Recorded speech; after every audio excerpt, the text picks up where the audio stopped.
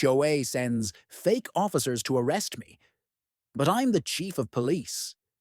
They came to my door at midnight, pounding with fists that echoed through the silence of my home. Dressed in police uniforms, flashing fake badges, they shouted that I was under arrest. But what they didn't know, what they couldn't even imagine, was that the man they came to take away was the chief of police himself. This is not just a story of corruption, greed, and intimidation. This is the night an entire community discovered that justice, when cornered, fights back harder than anyone expects. Have you ever faced an HOA nightmare? Share your story in the comments below. It might be featured in our next episode. The story begins in a quiet suburban neighborhood. The homeowner, Michael, had always been known as a man of principle, a man who valued truth over convenience. But over the past few months, his life had been suffocated by the heavy hand of the HOA. What started as petty fines about the height of his grass or the color of his mailbox soon evolved into serious threats. Rumors spread of the HOA's mafia-like tactics, forcing families to sell, forging documents, and using intimidation to seize properties. Michael refused to bow, unaware that his refusal would make him the prime target for their wrath. Inside his home, Michael's wife grew restless, noticing men loitering in cars across the street, neighbors whispering, and sudden letters shoved under their door.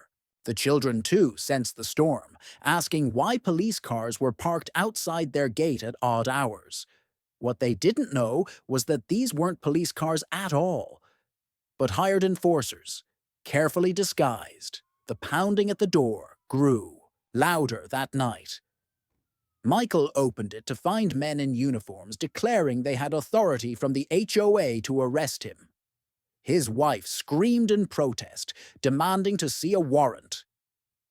One officer sneered, shoving a paper that bore no judge's seal, only the signature of the HOA president. Michael studied their movements, their nervous tics, and knew instantly they weren't officers.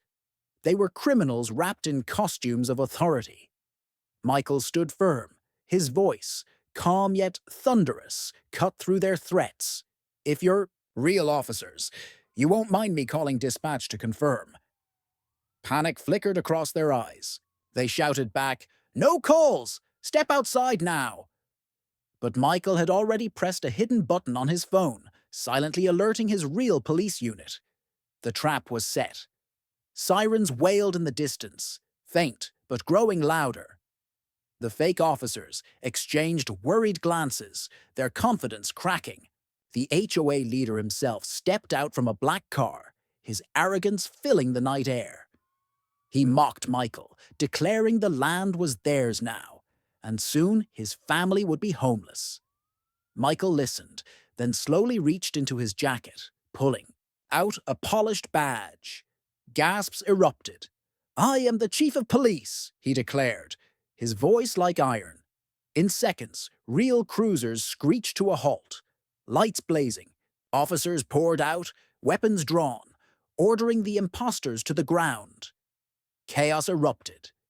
Neighbors spilled into the street, recording on their phones, whispering in disbelief. The HOA's iron grip on the community shattered in the glare of flashing lights. By dawn, the street was quiet again. The fake officers were in custody, their uniforms confiscated, their weapons tagged as evidence. The HOA leader screamed about power and money as he was dragged into a cruiser. But his words meant nothing now. The neighbors, once fearful, now stood tall, thanking Michael for his stand. His wife held his hand, whispering with tears in her eyes, "It's finally over." Michael shook his head. "No, it's just beginning." But justice is alive. What does this teach me? No matter how powerful corruption may seem, no matter how intimidating the mafia-like HOA tries to be, truth and justice will always find a way. Fear loses its power the moment people stand together. This story is a reminder. Never let silence become the weapon of the oppressor.